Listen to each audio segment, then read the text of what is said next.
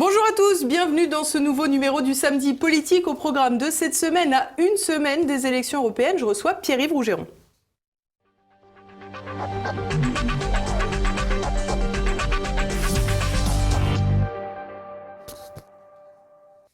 Bonjour Pierre-Yves Rougeron. Bonjour. Alors vous êtes le président du Cercle Aristote, on vous connaît bien mais je continue de vous présenter à chaque fois pour les pauvres téléspectateurs de TV Liberté qui ne vous auraient pas encore vu sur notre chaîne. Vous êtes également le directeur de la publication de la revue Perspective Libre et aujourd'hui, une fois n'est pas coutume, on va avant tout parler de cet ouvrage, Pourquoi combattre ? Donc sous votre direction. Tout à fait. 1000 pages de contenu extrêmement dense, il y a 70 contributeurs environ, avec d'autres contributeurs qui n'ont pas travaillé uniquement pour cet ouvrage, j'entends, qui sont des reprises. Pour commencer, Pierre-Yves, est-ce que vous pouvez nous expliquer comment s'est réalisé cet ouvrage, dans quel but, comment vous avez choisi les gens, tout ce que vous avez fait? Alors, disons que c'est un caprice à la base de ma part, c'est mon côté un peu Hassan II. Je me suis dit, pour les 10 ans du Cercle, mais les 10 ans du Cercle étaient au mois de septembre de l'année dernière, et je me suis mis en tête de faire cet ouvrage mi-juin de l'année dernière. Donc, on n'a pu que le sortir avec quelques mois de retard, parce que, si vous voulez, ça aurait été infaisable en 2 mois. Oui, je crois qu'on ne peut pas vous le reprocher, là. On ne peut pas vous reprocher d'avoir planché un peu... On a un peu bûché, quand même, un tout petit peu. Et on s'est dit, voilà, qu'est-ce que le Cercle Aristote a fait en 10 ans ? On a fait traduire des auteurs qui n'avaient jamais été publiés en France. On a fait traduire des ouvrages, on a fait traduire des articles, on a fait débuter beaucoup de jeunes. Et il fallait faire un bilan d'étape de ces 10 ans. Et on a réuni tous nos amis qui en avaient les disponibilités, parce que aussi, et ça c'est le problème de travailler dans l'action, c'est que si j'avais eu l'idée 2 mois plus tôt, il y aurait peut-être eu 5 ou 6 collaborateurs supplémentaires. Mais bon, je trouve déjà que c'était un pari d'avoir autant d'auteurs et d'autant de tendances différentes. Parce qu'en réalité, on a choisi les auteurs de la même manière qu'on choisit les intervenants pour les conférences du lundi au Cercle, pour les colloques, ou que mes camarades qui ont les cercles en province, disons, les choisissent. C'est-à-dire quelqu'un qui a prouvé par ses écrits qu'il avait un angle d'attaque qui peut servir à l'édification de nos jeunes, parce que ça c'est un manuel de culture générale particulièrement pour les jeunes et les militants confirmés. C'est un ouvrage de formation intellectuelle et d'éducation populaire, c'est notre cœur de métier. Nous, pour le Cercle Aristote et toutes les associations qui partagent ce combat avec nous, et nous avons réuni à la fois des auteurs confirmés, fait débuter encore quelques jeunes dedans, plus une partie de nos jeunes auteurs qui sont des habitués et qui ont soit aidé à la préparation de l'ouvrage, je pense à mon camarade Nicolas Klein pour certaines traductions, je pense pour les conseils à mon camarade Clément Nguyen, et d'autres qui ont écrit, certains, leurs premiers articles universitaires, et c'est ma plus grande fierté par rapport à cet ouvrage. Alors je vais citer quand même quelques noms, évidemment comme je l'ai dit, il y en a tellement que je vais forcément en oublier. Philippe Forget, Eric Guéguen, Christian Arbulot, François-Bernard Huyck, Kostas Mavrakis, Richard Labévière qu'on a reçu ici à plusieurs reprises, John Lolland, Jean-Louis Harwell, Nicolas Klein vous l'avez dit, Clément Nguyen. C'est assez incroyable, c'est un ouvrage, bon, vous l'avez dit, extrêmement ambitieux, mais je voudrais revenir sur ce que vous avez dit pour un public éclairé, pas seulement, j'ai trouvé qu'il était abordable et qu'au contraire, il poussait précisément les gens à aller plus loin dans leur connaissance, parce que peut-être que les gens ne le savent pas, mais ça se lit dans les sens que l'on souhaite, c'est des articles les uns c'est un dictionnaire, donc c'est ni plus ni moins un dictionnaire, voilà. Une encyclopédie. Voilà, tout à fait. Vous pouvez le prendre par l'article que vous voulez, c'est fait pour être unusuel. C'est fait pour se dire, bon, ce sujet-là m'intéresse, je vais me confronter à quelqu'un qui ne va pas nécessairement me rassurer. Je vais vous donner un exemple. Le cas typique de Philippe Forget. Bon, Philippe Forget est un philosophe brillant, mais légèrement contrariant. Je lui ai demandé les Lumières et un article sur la laïcité, parce que je sais qu'il va prendre à repousse-poil une partie des gens qui suivent TV Liberté, qui me suivent également, parce que nous n'avons aujourd'hui, dans la situation d'urgence qui est la nôtre, en termes de formation, nous n'avons plus à faire vivre des débats qui sont morts et qui appartiennent à des temps révolus. Et surtout, nous ne devons pas avoir peur de prendre à 180 degrés notre pensée précédente. Pourquoi ? Parce que nous avons perdu face au système oligarchique à plusieurs reprises. Alors le système est fort, mais il est fort aussi de nos faiblesses. Et c'est pour ça que pour opérer une nouvelle synthèse idéologique, j'ai réuni des gens qui vont de Denis Collin, qui est un ancien pabliste, donc Trotskar-LCR, passé au souverainisme dans le sillage assez proche de quelqu'un comme Georgi Kuzmanovic, jusqu'à des gens comme Jean-Louis Harouel, dont personne pourrait dire que le premier mot qui vient quand on pense à lui, c'est gauchiste. C'est le moins qu'on puisse dire.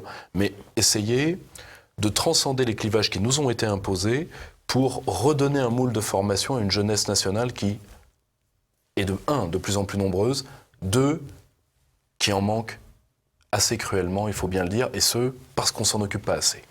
Alors, vous l'avez dit, un ouvrage à destination de la jeunesse pour se former, pour aller plus loin, mais pas uniquement. Est-ce que j'ai pensé, en regardant ce livre, finalement, à quelle politique vous aimeriez l'envoyer ? Alors, étonnamment, alors déjà, un politique qui pense, ça réduit quand même lourdement le cheptel, mais à quelle politique j'aimerais l'envoyer ? Excellente question.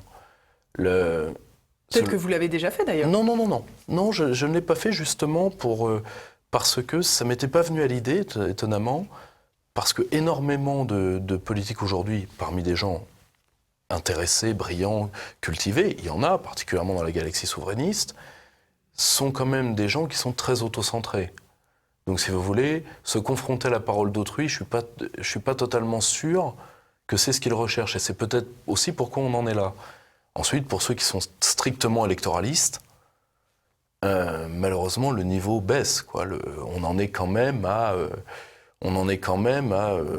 une campagne qui s'illustre par Benoît Hamon et les maîtres kébabiers.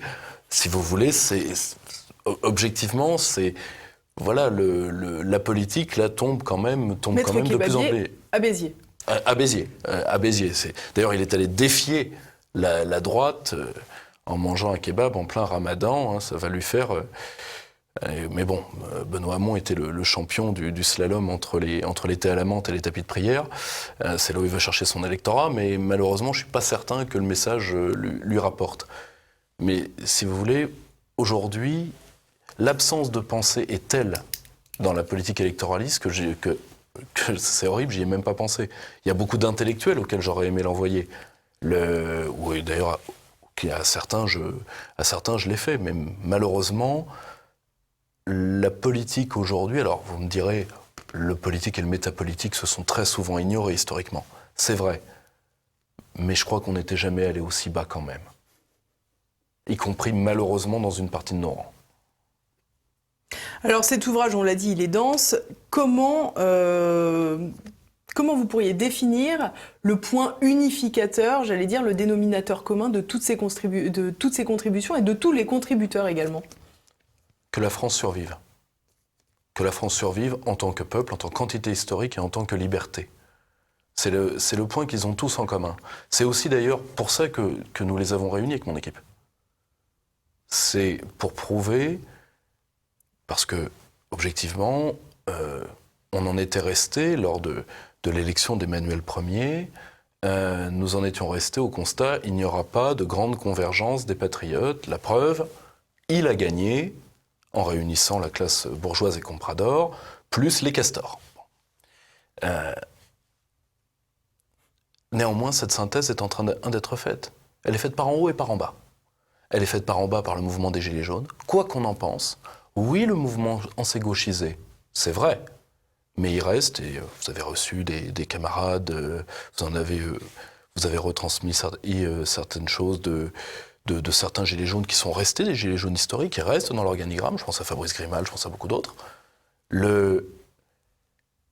Mais sur les ronds-points, parce que les ronds-points existent encore, on ne demande toujours pas à quelqu'un s'il est Mélenchon ou Le Pen. Généralement, il n'est pas En Marche. Ou alors il est abjuré. Bon, Ou alors il a de l'humour.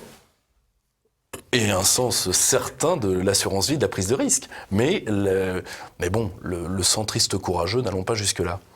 Et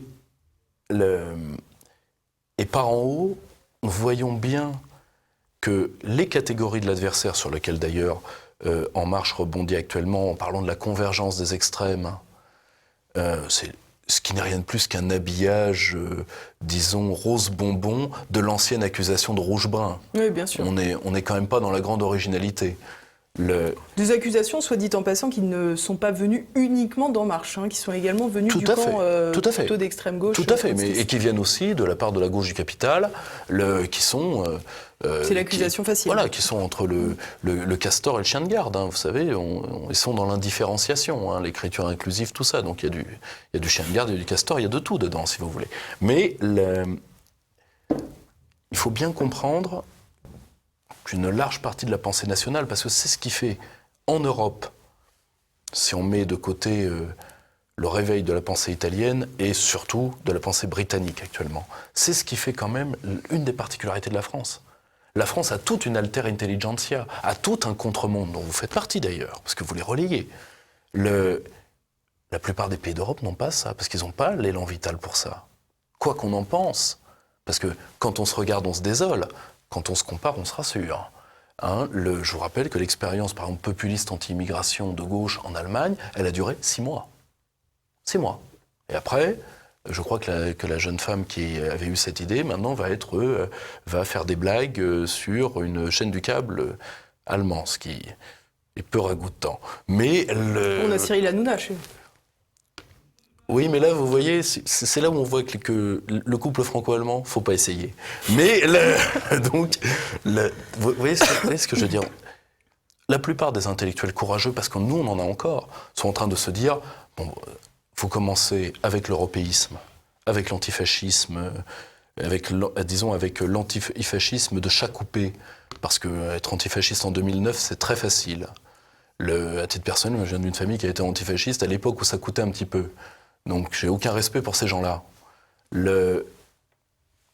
Tous ceux qui n'acceptent pas d'être englués intellectuellement, ils sont quand même de plus en plus nombreux, se disent qu'il y a une nouvelle synthèse à faire. Parce que pris séparément, tous nos courants idéologiques ont un point commun, ils ont perdu. Lamentablement pour certains, glorieusement pour d'autres, mais ils ont perdu. Le seul moyen de vaincre, c'est de se dire... Donc c'est la convergence des perdants que vous nous proposez ? Disons, si vous voulez, la convergence des perdants, non, la convergence de ceux qui veulent une revanche. La convergence de ceux qui ont la volonté de remonter sur le ring et cette fois-ci de l'emporter. Si vous voulez, moi, la convergence des perdants, je ne peux pas faire pire que l'Europe à 27, quoi, comme coagulation de losers. Mais il n'y a plus de volonté de vivre chez beaucoup de ces gens-là. Dans une partie de la pensée française, il y a encore de la volonté de vivre. La seule chose, c'est que les formes qui ont été les nôtres sont dépassées, elles ont été vaincues. Donc il va falloir faire appel à un élan créateur. Et c'est pour ça que j'ai essayé de mettre le maximum de jeunes auteurs là-dedans. Parce que les épaules, ce sont de nouvelles épaules qui doivent porter ces combats-là. Et qui doivent totalement sortir des débats qui sont ceux du XXe siècle, qui vont à la guerre d'Algérie, jusqu'au débat des années 80, popularisé par les amis de M. Mitterrand, sur « Touche pas à mon pote ». Toute cette pensée-là, qui est une pensée issue pour la plupart issue de la guerre froide d'ailleurs, dont l'européisme fait partie, tout ça est dépassé face au monde qui arrive. Et ce que j'ai voulu, Pourquoi combattre ? À travers le dernier numéro de Perspective Libre qu'a dirigé Clément Nguyen sur les nouvelles routes de la soie, c'est de donner des armes. Moi, fondamentalement, mon boulot, c'est armurier. C'est-à-dire, je prépare les nouvelles pièces de canon. Parce qu'on ne peut plus se permettre de charger à sabre au clair, chevalier Bayard, face à des gens qui vont nous écraser au canon de 20 mm. Voilà, c'est aussi simple que ça. Parce que ne venant pas ni de la droite, et encore moins de l'extrême droite, moi je n'ai pas ce que j'appellerais la branlée joyeuse. Si vous voulez, ce culte de la loose, ce culte de perdre sabre au clair plutôt que de gagner par un chemin de traverse. Moi, si vous voulez, je préfère Sun Tse à la charge polonaise de 39 face aux divisions blindées allemandes. Sun Tse, ça s'est mieux terminé. les divisions polonaises, ça s'est mal terminé. Voilà. Alors Pierre-Yves Rougeron, quand même, vous nous avez évoqué plusieurs fois le souverainisme. Dans cet ouvrage, évidemment, on tourne quand même beaucoup autour des questions de souveraineté. C'est un des dénominateurs communs du cercle Aristote, de tous ces articles. Comment vous définiriez, vous, aujourd'hui, la souveraineté ? La souveraineté, c'est la puissance des puissances. C'est la compétence des compétences. C'est-à-dire, c'est l'ultime... si vous voulez, c'est l'ultime étincelle de pouvoir qui vous permet de survivre et de vous mettre en face du monde. C'est ça la souveraineté. C'est-à-dire, c'est la différence entre négocier debout, négocier à genoux. C'est très simple. Si vous voulez, beaucoup de gens pensent que la souveraineté, c'est une notion ça folâtre dans ses pastels. C'est un truc d'un télo dans des châteaux du Haut-Poitou. Loin de là, très loin de là. La souveraineté, c'est quelque chose de très matériel. C'est ce qui permet politiquement d'assumer un élan vital. On est très très loin, si vous voulez, de la discussion qu'a faite Flore. Je vais vous donner un exemple très précis. Philippe Séguin disait très justement que la souveraineté, c'est une notion pleine. Vous l'êtes ou non. Il prenait l'exemple de la maternité. Enceinte ou pas. Il n'y a pas d'entre-deux, jusqu'à preuve du contraire, même si nos amis du genre et inclusif vont bien finir par trouver quelque chose. Mais pour l'instant, il n'y a pas d'entre-deux. La souveraineté, c'est pareil. Vous êtes face à votre destin ou vous êtes jouet du destin. Et donc vous êtes le jouet des autres, quels que soient les autres, qui peuvent être d'autres puissances, qui peuvent être des forces transnationales. Après, je peux comprendre que certaines personnes n'aient pas envie de la souveraineté, parce que la liberté est un poids, il y en a qui n'ont pas envie, il y a des gens qui sont des peuples d'empire. Je vous donnerai, pour ne pas vexer certains peuples européens, qu'on m'accuse de ne pas les aimer, ce qui est vrai d'ailleurs que je ne les aime pas, mais bon, peu importe, ça me regarde. Je vais vous donner le cas de certains peuples d'Asie centrale, que je connais assez bien, quand vous leur dites la souveraineté, etc., et là, d'un seul coup, vous vous rendez compte que vous plaquez vraiment un concept né en Occident, avec l'État moderne. Face à des gens pour qui la géopolitique, ça se négocie de vallée à vallée.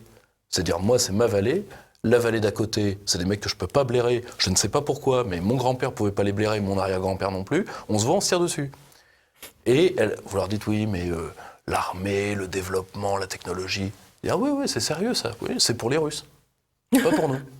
Nous, on fait du commerce et de temps en temps, on fait de la razzia et de la vendetta. C'est notre truc. Vous avez des peuples qui négocient comme ça. Et ça, ce n'est pas critiquable. Mais pour autant, est-ce qu'on peut dire qu'ils ne sont pas souverains ? Si vous voulez, ils habitent le territoire, ils habitent culturellement, ça, il n'y a pas de problème. Ensuite, dès qu'ils ont un problème sérieux, ils font appel à autrui. Donc, il y a quand même une délégation. Les Français, c'est pas ça. Ça ne veut pas dire que cette forme de vie, que nous ayons une forme de vie supérieure à celle des autres, c'est pas ça le problème. Le problème, c'est la singularité. C'est est-ce que la forme française, en tant que singulier, peut vivre ? Si elle vit, elle vivra par la souveraineté. Comme alors, vecteur... moi, j'ai quand même une question pour vous, Pierre-Yves Rougeron. Vous avez évoqué à plusieurs reprises la France. Vous avez expliqué que cet ouvrage était la réunion de personnes qui ne voulaient pas voir mourir la France. Bien sûr. On peut vous considérer d'une certaine manière comme un nationaliste. Bien sûr. Pour autant, est-ce que le concept de souveraineté ne doit être appliqué qu'à l'échelle d'un pays, à l'échelle nationale ? Alors, parce qu'on parle beaucoup aussi de souveraineté européenne aujourd'hui. Alors, on en parle. On en parle, la seule chose... je vais vous donner un exemple très précis. Tout ce qui a été mis Ariane, Airbus, etc., sur, disons, le compte de la souveraineté européenne, en réalité, ça a été à plus de 90%, alors entièrement fait par la collaboration d'États. Et pour les deux programmes en question, la France aurait pu les faire toute seule, vu le point auquel elle les a subventionnés et où elle les a, particulièrement Ariane Espace, où elle a amené son savoir-faire. Donc, si vous voulez, surtout, c'est pas une coopération des 27, évidemment. On en est loin. C'est pas fait sous les 27. C'est très clair. C'est comme, si vous voulez, aujourd'hui, quand vous interrogez l'européiste moyen, vous dites oui, on a fait Erasmus. Caramba, encore raté. Erasmus, c'est une collaboration interétatique. Caramba, raté. Et surtout, aujourd'hui, Erasmus, ça sert avant tout à envoyer des jeunes gens dans les boîtes de nuit espagnoles, pour la plupart, et pour ceux qui restent en Europe, et surtout, puisque vous avez Erasmus+, ça sert à des étudiants à aller en Chine et aux États-Unis, preuve que le mythe européen a quand même du plomb dans l'aile, quoi qu'on en pense. Ce qu'il faut bien comprendre, moi je pense la souveraineté en parallèle avec la liberté créatrice d'un peuple. Ça se fait à l'échelle nationale. Ça ne se fait pas dans la gamme au-dessus qui est la gamme impériale. Vous pouvez avoir un empire souverain, bien sûr, pas un problème. La seule chose, c'est que vous n'arriverez pas à le lier à la liberté. En tout cas, soit en son sein, soit à ses marges, pas la liberté de tous en tout cas. Est-ce qu'on ne peut pas imaginer un système où il y a une forme d'imbrication de souveraineté à différentes échelles avec un principe de subsidiarité, tout simplement? Parce que, mine de rien, votre histoire avec les vallées en Asie, ça peut être une conception de la souveraineté à petite échelle, puis l'échelle nationale, puis l'échelle européenne, européenne continentale. Si vous voulez, pour prendre un exemple simple, aujourd'hui, vous n'avez plus de séparation des échelons. Pourquoi? Le numérique, l'énergie, tout ça, toutes ces matières complexes ignorent la gradation territoriale. Or, ce n'est pas ni la taille, ni la multiplicité qui fait la puissance. Et d'ailleurs, le problème européen, c'est ça. Si la taille faisait la puissance, le Bangladesh serait une grande puissance. La Russie n'aurait pas, depuis des siècles, des problèmes avec son espace. Toujours aujourd'hui, d'ailleurs. Ce qui fait la puissance, c'est la cohérence. Aujourd'hui, un État de 45 millions d'habitants, comme la Corée du Sud, est certainement plus puissant que la plupart des États européens. Et je dirais même, ça va finir par arriver, plus puissant que la France sans aucun problème. Pourquoi? Parce que la sûreté de soi n'a pas de prix. La cohérence n'a pas de prix. Et malheureusement, quand vous sortez de l'échelle nationale, la cohérence, vous ne l'avez plus. Vous aviez des États plurinationaux cohérents, partant de paix, l'ex-Yougoslavie par exemple. On a vu ce que ça a donné une fois qu'on a un tout petit peu mis le micro-ondes dessus. Hein. Vous voyez ce que je veux dire? On va prendre un autre exemple, l'Europe à 28. Création, pouvoir de création, zéro, pas de balle. Là où les Américains ont fait le GPS sans problème, nous en sommes encore avec Galiléo à refaire nos petits calculs parce qu'on ne les piche pas entre nous. Hein, c'est pas grave, hein. Tant que le programme arrive au bout, les Américains auront déjà de toute façon 20 ans d'écart technologique. C'est pas grave, hein. Mais il faut qu'on arrive. On ne sait pas où, mais on y arrivera. Vous voyez pouvoir créateur, zéro. Vous faites juste une crise des migrants qui, par rapport à ce qui va arriver d'un point de vue démographique, n'est rien de plus qu'un pédiluve. Hein, c'est comparé à la vague qui va arriver. Vous voyez le bordel que ça a mis, sincèrement? Vous voyez la coordination? Pourquoi? Parce que qu'on le veuille ou pas, ce sont des êtres, ce sont des âmes différentes. Je vous donne un exemple. Vous avez des pays en Europe qui ne vivent pas de problèmes migratoires, qui vivent un exode massif et un hiver démographique, et qui feraient n'importe quoi pour en faire payer les conséquences à autrui. C'était le calcul de la chancelière Merkel, c'est toujours le calcul du patronat allemand actuellement. Qu'on le veuille ou pas, et là on retombe, c'est très drôle d'ailleurs, sur un très vieux débat de la pensée des anciens. Je le rappelle souvent, et d'ailleurs un auteur que j'avais publié à l'époque, qui a fait un brillant ouvrage sur Poutine, Yannick Jaffray, a repris ce thème. Le pire régime dans la pensée des anciens, qui est quand même notre matrice, hein, quoi qu'on en pense, c'est même pas la tyrannie, qui est un régime haïssable, c'est la xénocratie. C'est le fait d'être dominé par l'étranger. Or, ce qu'on a demandé au peuple français, c'est de subventionner une construction politique qui le domine au nom de l'étranger, que ce soit l'étranger physique ou les principes étrangers. C'est-à-dire quand même, les Européens aussi. J'ai dit tout à l'heure qu'ils n'avaient rien inventé.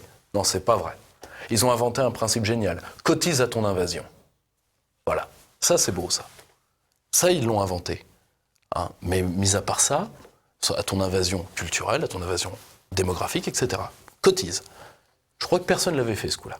Il y a beaucoup de gens qui ont été écrasés par des invasions. Mais quand même, ils ne les avaient pas subventionnés eux-mêmes. Ça, c'est une particularité du génie créateur européiste. Pardonnez-moi de ne pas vouloir nécessairement la partager. Donc, ce qu'il faut bien avoir en tête, c'est que les échelons supérieurs se font de manière westphalienne. Et pour preuve, quelles sont les organisations internationales qui marchent? L'Union européenne? Niet. L'OTAS. Quand vous êtes à la table de l'OTAS, vous n'êtes pas face à un alcoolique luxembourgeois. Tout exemple réel ou existant étant purement fortuit. Ou face à M. Verhofstadt. D'ailleurs, il faut éviter d'être en face de Verhofstadt parce qu'il fait peur. Mais vous êtes face à des gens sérieux, parce qu'à la même table, vous avez le Japon, la Chine, les États-Unis, l'Australie, c'est-à-dire des pays qui ne s'aiment pas nécessairement, qui peuvent avoir quelques différends et qui doivent les régler à table et qui ont les moyens militaires de le régler autrement. Ça marche. Ça bouge. Ça, c'est le monde qui vit. Vous voyez que l'Europe, quand elle est entrée dans cette espèce de formol habermasien pré-euthanasique du patriotisme constitutionnel, de la supranationalité, eh bien, l'Europe est en train gentiment de s'endormir comme dans un vulgaire EHPAD. Bon, il faut le vouloir, quoi. Il faut vouloir se rendre compte de cette situation. C'est-à-dire, tant qu'on a été dans les limbes de l'impolitique, parce que la supranationalité, l'imperium mundi, le mythe de l'Empire en Occident qui est mort depuis 1000 ans, tout ça, c'est de l'impolitique. Moi, ce que nous avons essayé modestement de faire avec mes équipes, c'est de faire un ouvrage politique. C'est-à-dire le monde tel qu'il est et tel que nous allons l'affronter. Ou du moins tel que nous le voyons, mais pas tel qu'on aimerait qu'il soit. Alors, je vais revenir à cette notion de souveraineté qu'on a discutée pendant un long moment, et je vous propose d'écouter ce que m'en a dit Georges Kuzmanović il y a quelques semaines. C'était l'ancien conseiller de Jean-Luc Mélenchon. Pour nous, la souveraineté est d'abord n'est pas une finalité, c'est un moyen pour réaliser la République sociale. Donc, l'intérêt, donner la primeur à l'intérêt du peuple. Je ne sais pas je ne suis pas sûr que ce soit exactement ce que défendent tous les autres souverainistes. Et puis je vous disais, c'est le problème de la méthode, c'est comment on le devient. Pour le moment, on redevient souverain, comment on reconquiert la souveraineté nationale. Or, pour le moment, c'est souvent des vœux pieux. On a eu deux partis en France, ou deux mouvements politiques, le Front National et la France Insoumise, qui ont incarné une forme de souverainisme. Bon, pour le Rassemblement national qui a changé de nom, il a en même temps, encore une fois, changé de politique. Donc il a laissé sur le côté tous ceux qui ont pu croire en une incarnation par le Front National d'une forme de souveraineté. Du côté de la France Insoumise, on a eu Jean-Luc Mélenchon, candidat à la présidentielle, qui, pendant la présidentielle, a théorisé la rupture du clivage gauche-droite, qui a voulu incarner une forme de populisme et qui a mis en avant de toute sa proposition de changement en France, la souveraineté et le retour à l'indépendance de la France.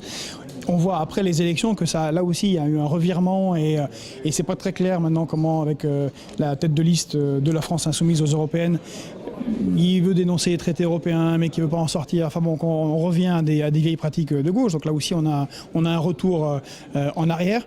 Donc on verra ce que feront ces autres partis. Alors, vous avez entendu Georges Kuzmanović. Qu'est-ce que vous en pensez ? Alors, moi, j'ai qu'une seule légère divergence, qu'une divergence intellectuelle. La souveraineté est aussi une fin. Elle ne doit pas l'être seulement, mais elle l'est aussi. Pourquoi ?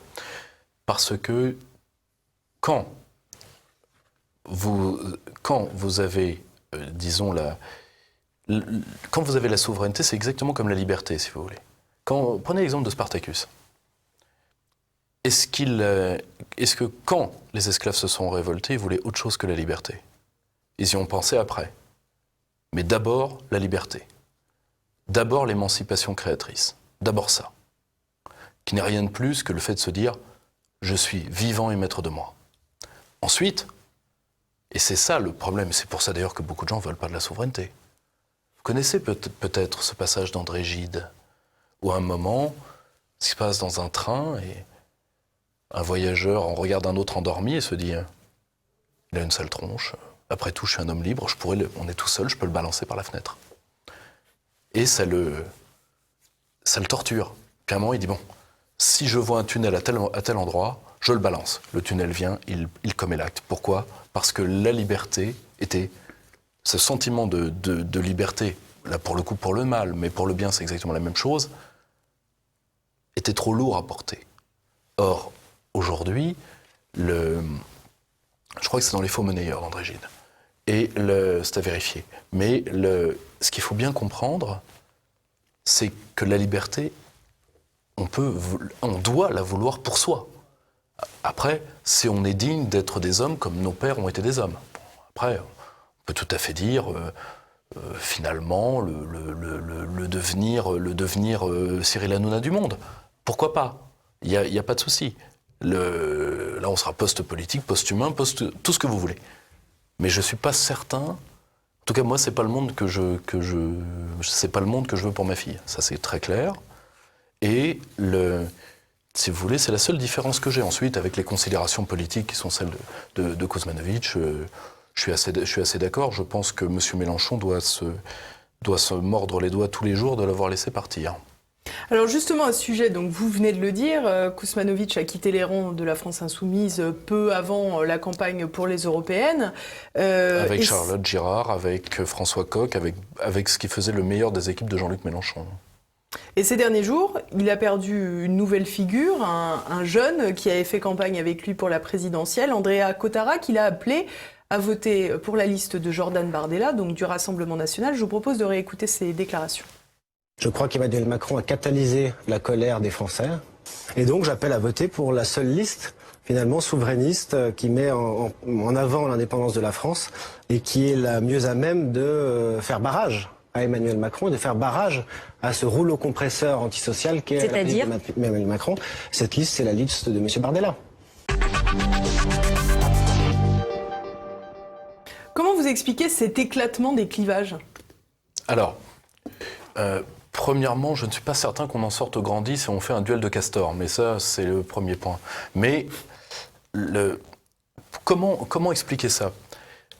Déjà, pour deux raisons. Nous entrons dans une période qui n'a... Enfin, nous entrons, d'ailleurs. Nous poursuivons, pour être beaucoup plus exact, une période qui est une période de non-conformisme. C'est pas la première fois. Vous savez, il y a deux manières de voir l'histoire des idées. Soit vous la voyez de manière, disons, essentialiste, c'est-à-dire vous avez la gauche divine, vous avez la droite de Dieu, ce qui est une méthode, là c'est un petit peu mon dada, mais ce qui est une méthode intellectuelle, pourquoi pas. Ou alors vous étudiez les idées telles que l'avait fait mon ami Arnaud Imatz, dans son ouvrage Droite-Gauche, Sortir de l'équivoque, et vous étudiez les idées, vous voyez que les idées bougent. L'écologie, le socialisme, etc., que tout bouge. Et en réalité, nous sommes aujourd'hui à la rencontre de deux grands phénomènes. Un grand non-conformisme intellectuel, parce qu'on se rend compte que la décomposition des grandes idées politiques issues de la guerre froide, c'est-à-dire à l'époque où tout était bien, parce que tout était simple, ces idées-là sont mortes, et malheureusement certaines sont des cadavres putréfiés qui nous empoisonnent. Alors certaines sont en train de devenir biodégradables. Si vous regardez Raphaël Glucksmann, par exemple, c'est en train de se régler tout seul. C'est déjà pas mal. Mais une partie du droit de l'homisme devient aujourd'hui un poison. Et n'oubliez pas que cette religion émane dans les années 80, justement parce que l'Occident ne savait pas quoi dire dans le discours de la post-guerre froide qui se dessinait. Et tout ce monde-là est en train de mourir. C'est le premier grand mouvement. Le second grand mouvement, c'est une vaste déglaciation émotionnelle des peuples d'Europe de l'Ouest, d'un point de vue général, du peuple français en particulier, parce que c'est le plus combatif, quoi qu'on en pense. Et la rencontre des deux fait des idiosyncrasies individuelles intéressantes, c'est-à-dire des gens qui ne se reconnaissent pas dans les interdits, dans les tabous de la gauche morale et de la droite d'argent, ce sont les mêmes. Mis à part que le gauchiste sert de tirailleur sénégalais à la droite d'argent, d'ailleurs c'est un rôle qui leur va bien, vu que c'est le seul qu'ils soient capables de jouer. Donc, cas typique, on va être très simple, ce jeune homme, je me permets de l'appeler jeune homme parce que nous sommes lui et moi de la même génération, je crois qu'il est de 89, moi je suis 86, donc il se débarrasse des oripeaux de l'antifascisme carnavalesque et de l'antiracisme carcéral des années 80. Voilà. C'est-à-dire, vous nous avez étouffés, vous nous avez diabolisés sans raison, parce que lui, il n'a rien fait. Que certaines personnes dans les rangs de certains partis aient fait des choses qui méritent diabolisation, c'est un autre débat. Mais lui, il n'a rien fait. Mis à part depuis quelques jours où on appelle au meurtre. Moi, j'ai regardé sur les réseaux sociaux ce qui sort de la France insoumise. Je pense qu'il est grand temps que M. Mélenchon tire la laisse de ses chiens. Parce que là, ça devient délirant. Et c'est parce qu'on a ce grand mouvement que vous avez de plus en plus des gens qui vont assumer une singularité, qui ne vont plus entrer dans les cases, et donc tout de suite, la bourgeoisie va hurler au fascisme, parce que de toute façon, dès qu'elle ne comprend pas qu'on sort de la gauche d'argent et de la droite d'argent, tout de suite, on va rechercher les chemises noires à grand-papa, parce que Dieu sait, qu'aurait-il fait si les fascistes n'avaient pas existé ? La seule chose, c'est que nous ne sommes pas du tout dans ce cadre-là. Nous ne sommes pas du tout dans des sociétés brutalisées par la guerre avec des phénomènes de corps francs. Pas du tout. Nous sommes face à des gens qui veulent reprendre la cohérence de leur destin, qui se disent quand est-ce qu'on va enfin remettre ce pays sur ses pieds, et qui disent on veut redevenir, on veut d'abord être maître chez nous, on veut décider qui entre, qui sort, etc. Ce qui est le cas de 175 à 180 pays dans le monde, c'est-à-dire tous ceux qui ne sont pas dans l'espèce de gigantesque asile qui part de l'Atlantique pour aller de manière militarisée d'ailleurs à la frontière russe. Mais tous les autres pays, je vous donne un exemple d'un pays très progressiste, le Venezuela, vous violez la frontière vénézuélienne, dans certains cas c'est la mort. Je ne dis pas qu'il faut en arriver là, je dis juste que, si vous voulez, la mollesse n'est pas partagée par tout le monde. A priori, ce garçon vient de s'en rendre compte. Il s'en était, à mon avis, déjà rendu compte parce qu'il était allé courageusement au forum de Yalta et il avait été crucifié pour ça. Alors, ce qui est très drôle d'ailleurs, parce que Jean-Luc Mélenchon a toujours été un avocat de la non-violence vis-à-vis de la Russie. Ça, personne ne peut lui enlever. Mais rien n'arrête la bêtise du gauchiste punk à chien. Donc, il fallait crucifier ce jeune homme pour avoir suivi l'orientation du parti.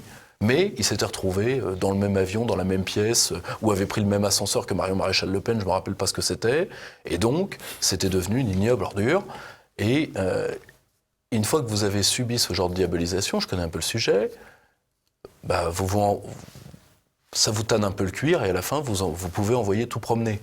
De manière plus ou moins brutale, plus ou moins intelligente, ou plus ou moins inintelligente.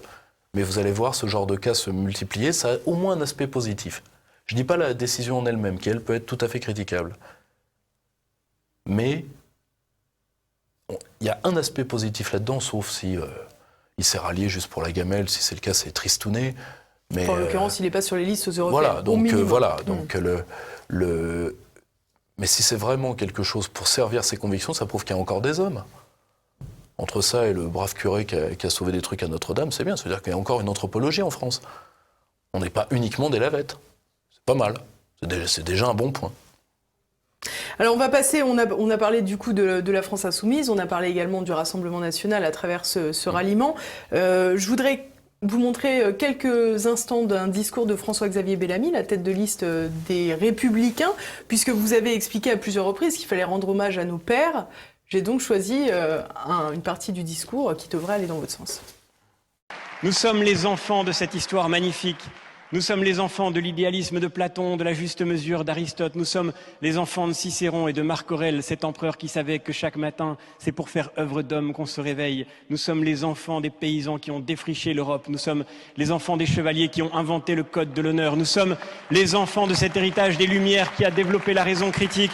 Nous sommes les enfants de ceux de 14 et des résistants de 40 qui ont fait notre liberté d'aujourd'hui au prix de leur vie. Nous devons nous montrer à la hauteur de cette histoire et nous serons à la hauteur de cette histoire. Et c'est exactement ce qui se joue dans les 10 jours qui viennent. Alors quoi qu'on en pense, c'est quand même un peu valorisant, c'est plein d'espoir ce discours. S'il en pensait un mot, ce serait déjà pas mal.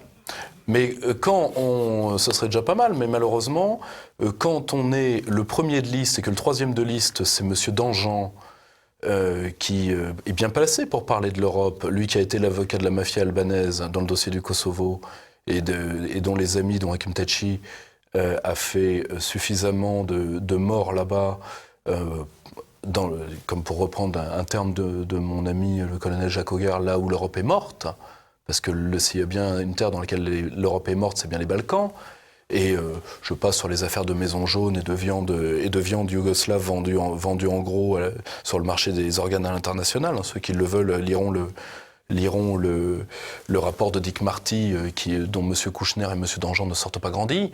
Donc si François-Xavier Bellamy croyait à une once de ce discours, pourquoi pas? Mais là, on nous refait quoi?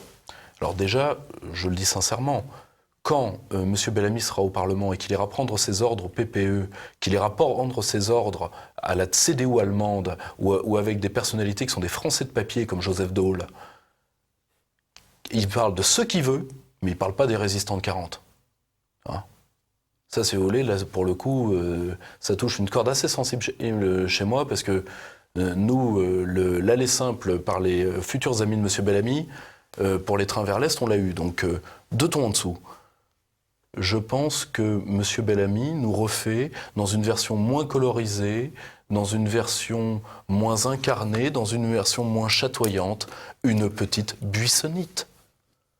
Ce soit dit avec le respect que je porte à l'écrivain, au penseur Patrick Buisson, que j'admire beaucoup par ailleurs, mais c'est-à-dire d'amener des gens qui ont encore une tripe nationale, fût-elle lointaine, comme le joueur de flûte d'Amiens, vers le précipice de l'euromondialisme qui, croyez-moi, n'est pas, quand on a été au Parlement européen, on en sait quelque chose, beaucoup plus glamour au PPE qu'il ne l'est et dans les partis ou dans les sous-partis de gauche ou pseudo-écologistes qui siègent dans ce soviet suprême.